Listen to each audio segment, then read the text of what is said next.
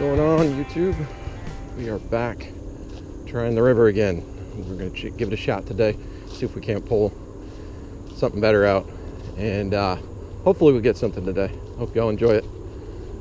All right.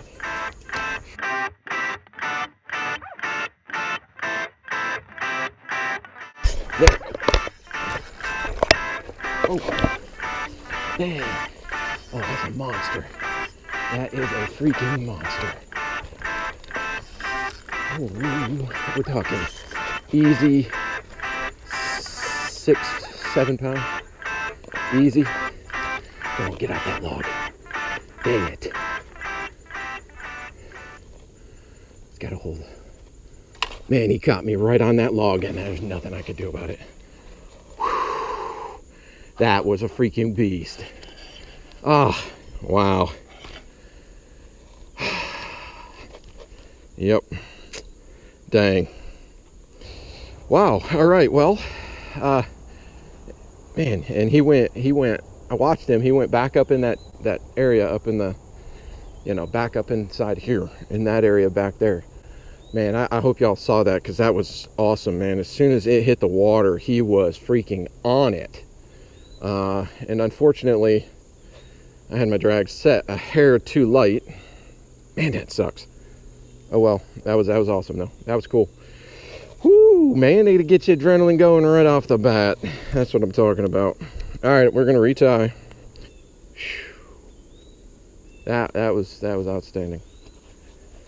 That was outstanding. Yeah, that'll get you excited. That is why we fish. I'm telling y'all, that is why you fish. It is just, there's nothing like it. Nothing like it. So that fish, like I've said, I know we've already talked about this morning, but they literally sit in super shallow water. So over the years, I've been fishing since I was probably 4 years old. Over the years, not only have I learned it, and seen it firsthand, but I've also been told that some of the largest bass are caught in 18 inches or less of water. And it has held true. I mean, I have some of the largest fish I've gotten have literally been up. I mean, when you see the V take off from the, on the top of the water from their fin, because the fin is literally just under the water. And, you watch that, and it comes and hammers your bait from, right up against the edge of the water. So I mean, you see it all the time. I mean, it's not far-fetched. It's no farce. It is true. Literally, like that one, literally. So if you can see, this shallow, this water up here is literally 7 inches at most where he was sitting, and as soon as that hit the water, he took off after it. He knew he wanted it. He was waiting to eat. So that's what you're looking for, especially with these spinner baits. So let's go see if we can find another one and hopefully get that one in. And the other thing is, watch your drag. Make sure you set your drag. That was an error on my end. If I were tournament fishing, that would have just probably cost me a tournament and or big fish. That would have been an absolute big fish winner. No doubt in my mind. Okay, this area is about maybe, I don't know, 100 feet or so, 200, probably about 200 feet from where we just were at. Obviously that fish swam down here. He's probably not going to hit. The likelihood of him hitting again is very slim, but we could at least see if something else is in here. So they're moving up shallow right now. They're coming up and eating this morning. I had found another chartreuse, but it was having issues, and then ended up losing it. So whatever, it is what it is.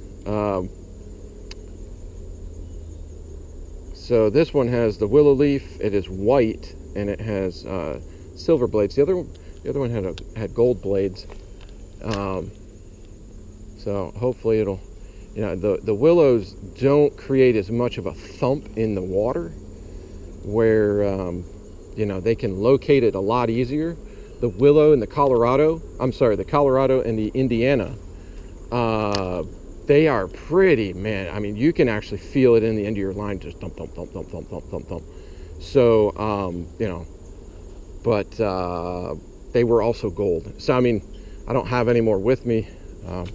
They're actually up in the truck, which I don't feel like walking all the way back there and getting them. So we're just gonna fish through with this. Hopefully we'll find one that wants this one. So yeah, see, this one's there. There's a bass right behind it. He literally followed it all the way up. Let's see if we can't get him to strike. Sometimes the second time through, they realize they missed out on a good snack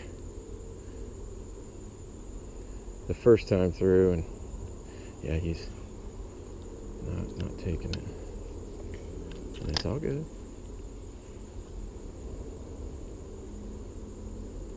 They show enough interest in it, but they're just not so sure they want to sell on it.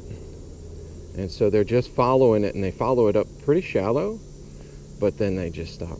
And so I'm not so sure it's exactly what they're looking for. And I have a feeling it's those gold. It's the gold color, I think, is going to be the ticket. You know, the hard part is when you're shore fishing is, you know, you only want to have to haul around one rod. So, you know, every time you switch baits, you got to retie. And growing up, I used to use the little keepers, and would take them, you know, so I could swap baits real quick. But you know, I came to realize that tying baits on is the way to go, because those little keepers, you know, bass they're not blind. Fish are not blind, and you'll lose a lot of fish just because they'll come up and see something odd. You know, if they're really inspecting the bait, you know, say you're using a jig and they're kind of coming up behind it and they're not really 100% sold on it,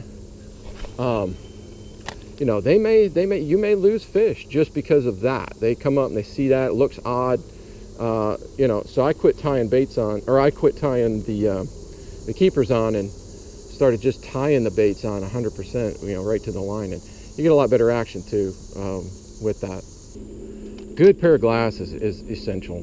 It really is, to see the fish, to see your cover, especially if you're sight fishing and you're casting in some pretty decent cover. You kind of want to see where you're hitting so that you don't, you know, you're not casting into something where you can't pull it back out of. Okay, so I don't know if y'all can see this or not, but so this water is super shallow, but yet there's a bass sitting up in the edge here. I mean, in very shallow water.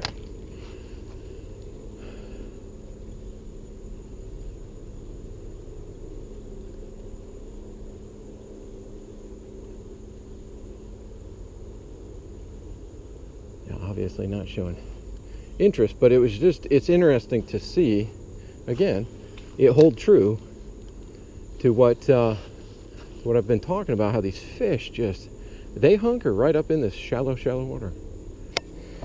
Okay, so I went ahead and just changed out. I really think that white one is not cutting it. I don't think it's the right color.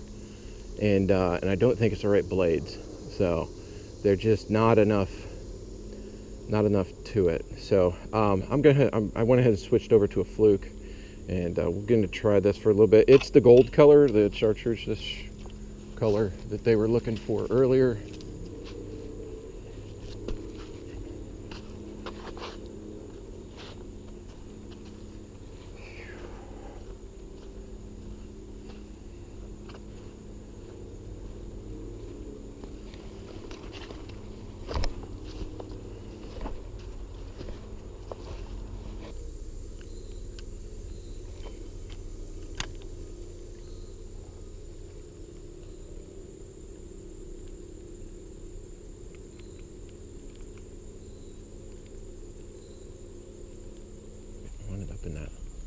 Up in that hole there.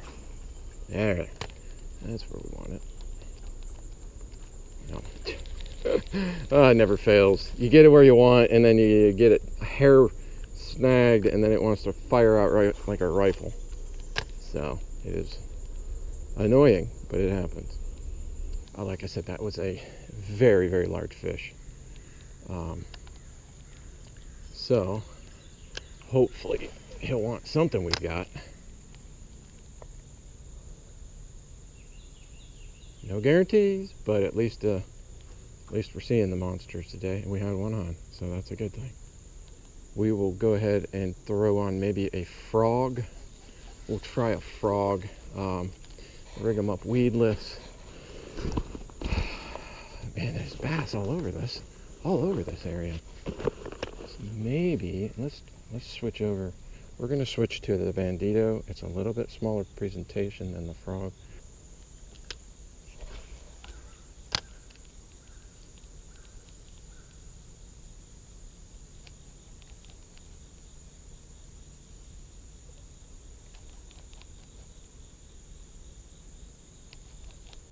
Oh yeah, there we go. They definitely, oh man, he came at it twice. He's pretty small, but man, he was looking hard. Looking hard. I think so this river, you know, obviously has lots of different fish in it, obviously. And I think there's trout, because every once in a while I'm seeing some that they appear to be trout, not anything like bluegill or anything. They're quite a bit longer framed, and they don't have the markings of, you know, shad. Like they look different. They look like more like a trout body, and they come out after these Googans too. It's pretty interesting to watch. Okay, so we're gonna, oh, he's back.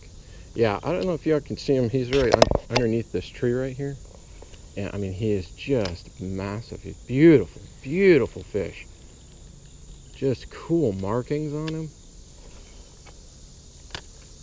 Let's see if we can't get him to hit. Come on, man, he's just spooked from it. That's pretty crazy. He's not going far, which is great.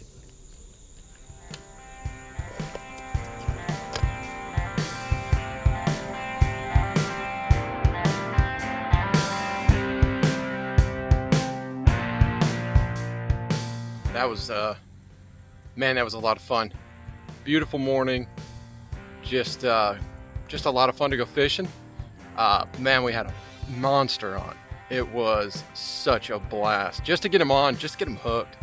The fact that you can go into a river and fish and catch a monster. 7-8 inches of water. He's sitting up there just chilling, waiting to ambush that next prey that comes through there. But it was a lot of fun. Fished with spinnerbaits this morning, obviously, if you watch the video. Chartreuse was the killer with some gold Colorado blades, and yeah, a lot of fun. You can catch some monster fish on spinnerbaits. They are a lot of fun to have the, I mean, you can get to watch the bait come through the water and then see this massive fish just blast it. So it's a lot of fun. If you don't fish a lot with spinnerbaits, you should. It's a lot of fun to use them, and they produce some good fish. But you know what they say, it's fishing, not catching. You should have gone fishing.